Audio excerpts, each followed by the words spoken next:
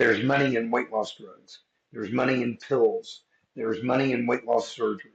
Okay, this used to be me about 35 years ago, one on the left. I was 367 pounds. Today I'm about 145 pounds. No drugs, no surgeries. My older brother, who died at the age of 60 from heart problems, who was massively obese, doesn't get to do this. As long as you're breathing and you're still alive, you have an opportunity. It is not too late.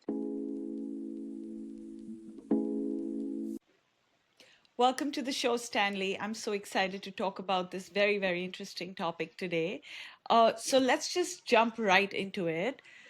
Millions of people today, especially the younger generation, is being told that obesity is a disease and it just needs a prescription and all your problems are fixed. For someone who's walked miles and miles, lost 220 pounds, and you've contained it for 17 years now, what is your opinion on this? Well, I think it is wrong. I think we are quite literally being sold a bill of goods. It's all about how they can make money on us. And we're being given a message of taking the easy way out. First of all, no matter what anybody says, we do not know the long term effects of those weight loss drugs. And I've talked to many people who, the minute they stopped taking them, the weight started coming back on. And I've also talked to many people and worked with many people who have lost weight without drugs or surgeries, me included. And I am a believer, it comes down to one thing. It's all about money. As I didn't come up with the saying, but as they say there's no money in broccoli, but there's money in weight loss drugs. There's money in pills. There's money in weight loss surgery. Can I back up and tell a little bit of my story and then tell you where I'm coming from? Sure. Okay. Okay. This used to be me about 35 years ago, one on the left. I was 367 pounds. I maxed out. Today I'm about 145 pounds. No drugs, no surgeries. I have lost weight many times in my life. I've probably lost 1,000 pounds over the years, but I've only kept it off one time. And it comes down to this one difference. Temporary changes are going to give you temporary results. Permanent changes are going to give you permanent results. The problem was I would make changes in my life and then I'd go right back to my old habits. So it's to me, this whole thing, successful weight loss comes down to four things. The first of which is willingness. We have to be willing to permanently, for the rest of our lives, to do what it takes, period. And so we have to be willing to do that. But I'm going to make it easier for you. We don't have to be willing. As long as we are alive, it is our privilege to be willing, not our obligation. When you start thinking of things as privileges, it becomes much easier to do them. So for me, I would lose weight, put it back on, lose weight, put it back on. Fast forwarding to the future, almost exactly 17 years ago, February 1st, 2009, I weighed 320 pounds at the time. I wasn't quite as big as you saw in the picture, but I was still pretty big. I was 4 months away from turning 50 years old. I hadn't had a heart attack yet. I had not had a stroke yet. I was not on diabetes medication yet. And like many men and women too, I imagine, who are getting ready to turn a key age, like 50 years old, I asked myself a question: where am I going to be in 5 years if I keep going the way I'm going now? And I didn't like the answer. Would you care to guess what the answer was? Go ahead, you can say it. No. Dead. Dead. And guess what? I did not want to be dead. And so I turned to my wife and I said, I'm done. And that's one of the things I teach people is that you don't have to wait to hit rock bottom.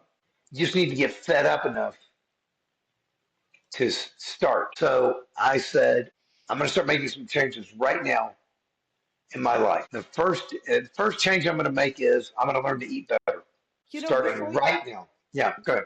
before you go into that, I do want to actually talk about. So you said that once you decided you were fed up, you wanted to lose weight. One of the things you've spoken about is the 100% rule, in which you said Okay. that it's easier to be 100% committed than, say, 99% committed, where you give yourself that 1% wiggle room to make excuses and sometimes make changes.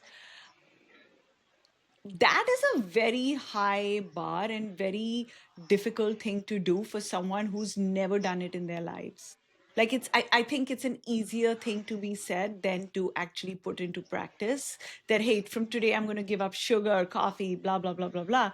And that's it for the rest of my life. Okay. Do you have See, like a certain mantra that like you use to completely eliminate everything? okay, first of all, I understand where you're coming from when you say that's a very hard thing to do. Well, I want to share a secret with you. Walking around like the person on the left side of this picture was hard. Doing what I do today is easy compared to that. It's all in your perspective. It's how you look at it. So the experience of what I did taught me three things. First thing it taught me was I am more powerful than I ever imagined. I have had a successful business career.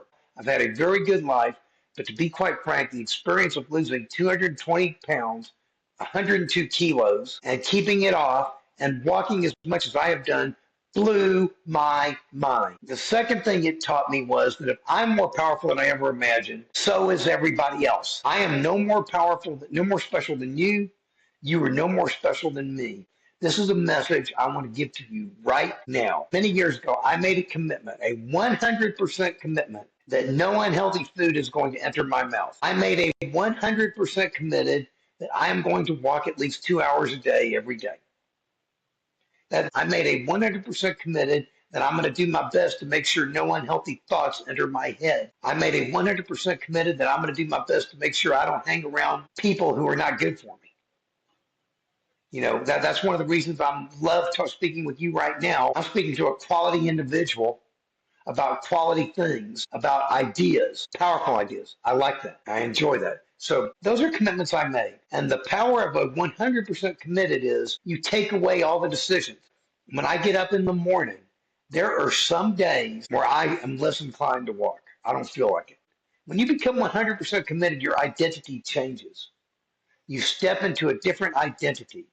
If you look at this picture, the person on the left is not the same person as the picture on the right. I have the same DNA, I have the same history, but I'm not the same person. You become someone more powerful than you ever imagined. Your goal is not to be perfect, your goal is to be excellent. You are going to make mistakes. Mistakes are proof that you're trying. All that matters is that you get started and you keep going. You do not stop. You're persistent. That is where all the power comes from. I call that healthy selfishness. It's time for us to take care of ourselves, but that doesn't mean only ourselves. Because when we take care of ourselves, guess what happens? We become better able to care for others. We become capable of having better relationships. We're better in the workplace. We help other people. You know, So, so you spoke about the identity shift, and I do agree that people who are on weight loss diets um, don't feel that identity shift because it's for such a short time, right? It's a temporary hmm change, and then you kind of yes. go back to your normal lifestyle. I don't know if you're aware of the 75 hard weight loss program and then the 75 medium and 75 easy.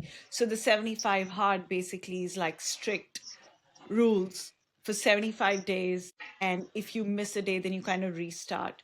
The medium one is a little less strict. And then the easy one is like, hey, I can go and drink alcohol tonight and I'll be fine. hmm I feel the problem with all these three things is the same thing regarding identity. You don't really see it in the long term, how you're changing as a person, the lifestyle changes you're making. Like you said, you don't start loving yourself in that fit body yet. However, I do want to focus on weight loss medications which are coming out these days, GLP-1s, and there's Vagovi, and there's so many more. There are actually a lot of health benefits associated with these medications, like they help in fixing heart problems, inflammation, etc., etc. Diabetes for one. Because any person would just say that, hey, I have three of these problems that this medication can resolve, and I'm also obese. What if I just take this? All my life's problems are going to get resolved. What do you think is the right thing to do here? Of course, I understand that for someone who's already done it, you're going to say that you need to run and it's not sustainable. But How should one convince a family member who's in this situation, who wants to just Okay, I'll share one story with you about diabetes. I had a woman I was working with overseas. She had pre-diabetic. Her doctor put her on the keto diet. Basically told her don't eat any fruit, just protein, protein, protein. She had very poor energy, felt horrible, chronically constipated, and just wasn't happy. I said, try something different. Because my understanding, what I have learned from the courses I've taken and the certifications I've received, but I'm not a doctor, are that the problem is not eating sugar. The problem is eating refined sugars that have the fiber removed from them. If you eat sugars that are like fruit sugars that have the fiber still intact, the fiber slows down the processing of the sugar in your body so it does not spike your blood sugar. I think the reason why those drugs improve your diabetes, why they improve your inflammation, is because they get you to eat less of the bad foods. It is my opinion, the problem is not necessarily that we overeat. The problem is that we overeat bad foods. I teach people what healthy food is: nuts, seeds, grains, legumes, and those types of things. Reducing the amount of animal products you eat, reducing the amount of the dairy that you eat. Those are things I teach. Eliminating sodium from your diet, eliminating added sugar from your diet. When you do those things, then it becomes possible to follow a simple rule. You can eat whatever you want as long as you don't do those things. Whenever you want, as long as you stop when you're full. Over the last 12 years, I turned vegetarian 12 years ago.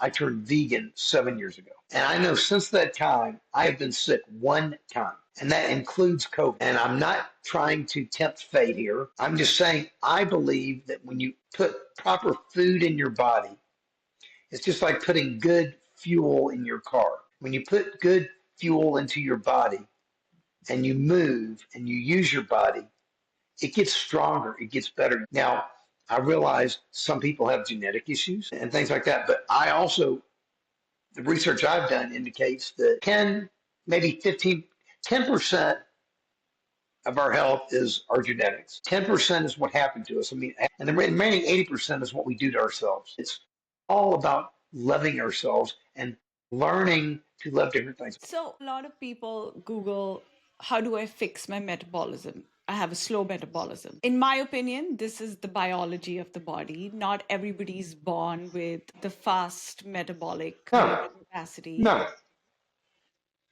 Do you think just sleeping well, eating well, going for a walk can fix your metabolic rate? I think over time, yes.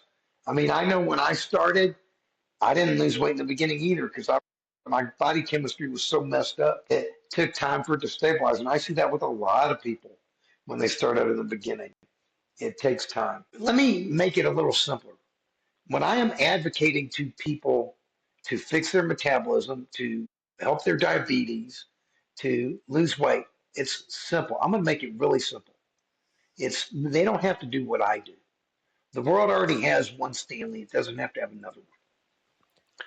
I'm advocating that you eat less processed food. I'm not telling you to totally eliminate it. I'm not telling you you can never have it. I'm just saying eat less of it.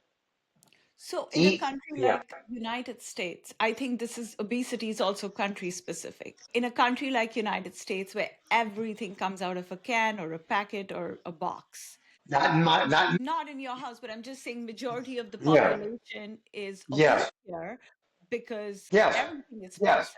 You go to developing countries, you get fresh food on the road, you can go buy your bread every day. So it's harder for people here to lose weight. It's harder to find those fresh vegetables, fresh fruits, because everything either has GMO, it's been highly processed, refined. It's very difficult. So just Well, okay. eliminating these things is harder. It is, yes, but it's not impossible. Now, I understand that. But there are no universal solutions.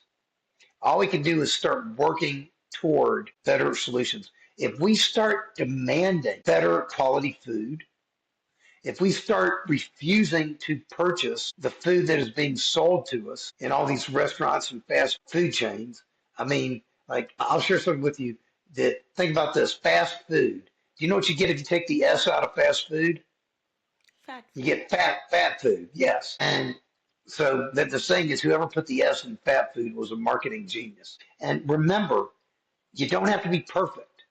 I'm saying eat less of that stuff. And then I'm also saying stop eating 5 hours before you go to sleep. Let's talk about some actionable steps now. So, if somebody is Okay. obese, wants to start their weight loss journey without drugs, what, and I know you've spoken about your stop method on your website as well.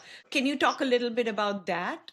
Yes. And then also give 2 to 3 actionable strategies for someone who's just beginning on this journey. Okay, the stop method is simple. You see here, we get stimulated. Something happens. We get hungry. We have a craving. You know, the clock used to strike 11 o'clock. It was time to go eat. And my response was to go to the Chinese buffet and pig out. Instead, I said, that doesn't work. I learned to STOP, stop, think, even if it's just for a moment. Observe. There I go again. I'm craving that Chinese food. But that Chinese food is not good for me. It's making me bigger and bigger and bigger. It's not healthy. So I'm going to do something different. And then once I've thought about it, then I proceed. And even if you think just for a second or 2 seconds or whatever, and this stop method applies to anything, not just food. You know, you can be getting ready to get in an argument with your spouse. This applies to anything. It's imagine putting a stop sign in between your stimulus and your response. When you do this, you go from a life of unconscious reaction. Something stimulates you, you just unconsciously react to a life of conscious action. You start taking actions that you consciously choose that serve you, that serve your purposes, that are going to get you where you want to be. Does that make sense?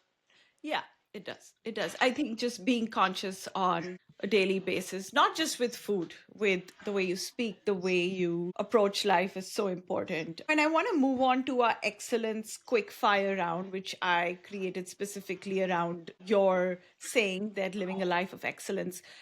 In 2 words or in one line, if you could just tell me, what do you mean by living a life of excellence? Here's your 2 words: beat yesterday. Be better today than you were yesterday, better tomorrow than you are today. And if you do that, I'm at the very tail end of year 17 of beating yesterday. When you start doing this, it compounds. Like I did a calculation before we came on here. If you put $1,000 in the bank and you were able to earn 25% interest on it for 17 years and you left it there, at the end of 17 years, you would have $44,000 off that $1,000.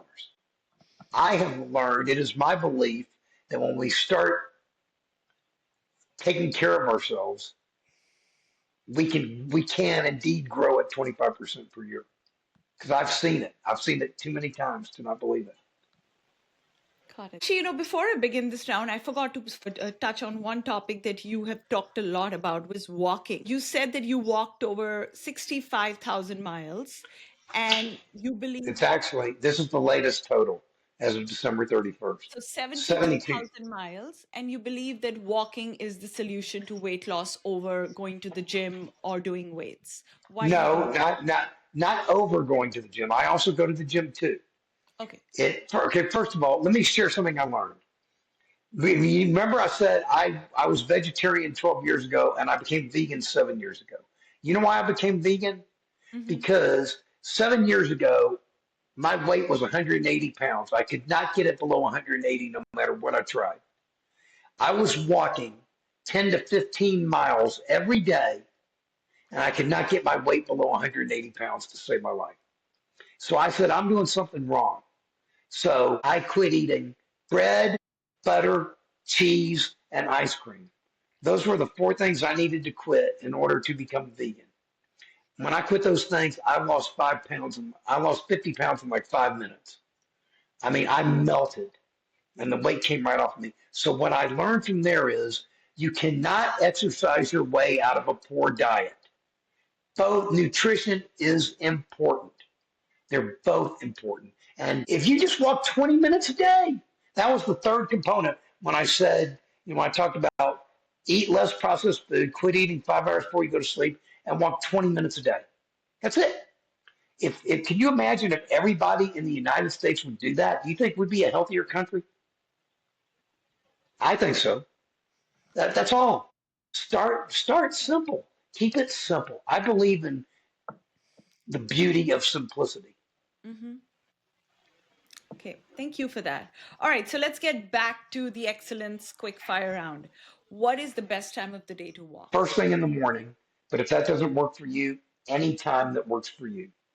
All right, the number one food you stopped eating that changed everything for you. Two foods: added sugar and added salt. Anything with added sugar in it, anything with added salt in it. Okay, what is the best thing to drink when a sugar craving hits? Best thing to eat? Fruit. Fruit has fiber in it, and What because it about has fiber, dried fruits? dry fruit. I eat dry fruits all the time, as long as they don't have added sugar. Got it. Scale versus measuring tape. Which one matters more? Measuring tape. I've had so many people who they go, "I'm not losing any weight. I'm not losing any weight, but my clothes are falling off, and I feel better." Go, great, wonderful. Keep going. One book, besides your own, of course, that everyone struggling with discipline should read. Atomic Habits by James Clear. Oh, I started that. I've started that. I finished it and read it 10 times. Great book. Wow. Okay. What is the biggest healthy food lie people still believe? It's hard to give you a one-word answer on this. I go to Costco and I go down where all the granolas are. There's every single one of them has added sugar in them. You go, there's a thing of mayonnaise. It says made from 100% cage-free eggs. So what? It's still mayonnaise. It's still not healthy. It just means it was made from happy chickens. Um, then you've got the biggest lie is organic. The word organic. Don't get me wrong. Organic is good, but I see so many things that have the word organic tied to them. It's still garbage. You know, as you know, it really is. And I see a lot of things that have organic tied to them that are very healthy. Hmm. So, but it is a misleading word. It is misused. You don't need to read what's on the front of the label. You need to read what's on the back of the label. I That's would the also add to that that the meat tasting, like the vegetarian stuff that's made to taste like ah, meat, like yes, the yes. Impossible burgers, I think are just not I healthy. agree. Okay, you and I agree. They are processed food, not good, and I do not eat them. But yeah, you're right. I agree. All right. So then, what's your excellence mantra for when you really don't feel like getting out of bed or you just want to have a cup of ice cream to feel better about your day? You are more powerful beyond measure. You've got this. This is your time. You know, when I want ice cream, I imagine what it tastes like in my head, and then I go, "That was delicious," and then I go on and do something else. It's a trained thing. It's something you learn. And then the other thing is, you don't feel like getting out of. When I have mornings when I don't feel like walking, those are the days when I say I need to do it twice. You know, if I don't feel like it, too bad. You know, my father used to tell me in the army, if you complain you don't want to do something, they tell you, too bad, tough luck, go do it anyway. Remember, you get to do this. You are alive, you are breathing, you get to do this.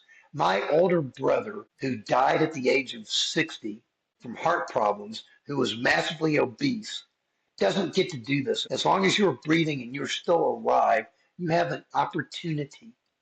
It is not too late. Just start and remember you don't have to be perfect.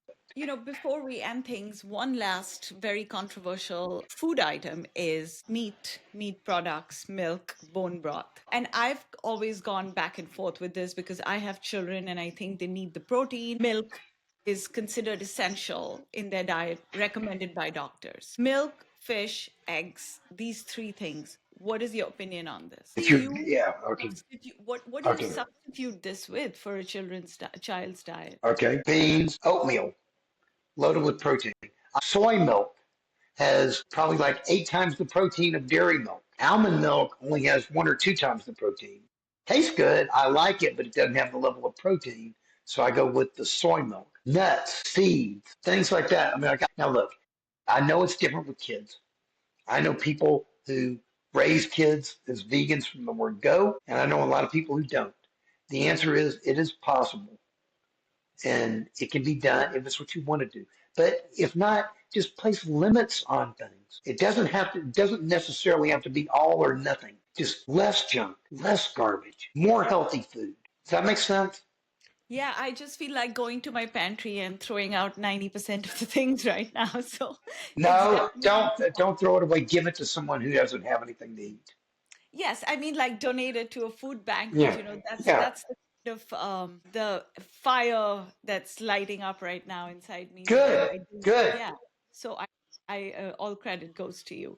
Well, thank you so much, Stanley. This has been such a great episode. Thank you for showing us that even though drugs can make you lose weight, it's the discipline that kind of changes your whole life. It's been such an inspiring and educational podcast today. So thank you so much. Thank you for having me. Of course. For our listeners, if you enjoyed this podcast, please like, subscribe, and share. If you want to look at all of the material that Stanley's created, please go to his website, which I will be linking in the description section below, and all his contact details if you want to get in touch with him personally. He has also released 4 books, so please feel free to check out the names and details of those in the description section. Until then, this is Rishanka Jones signing off.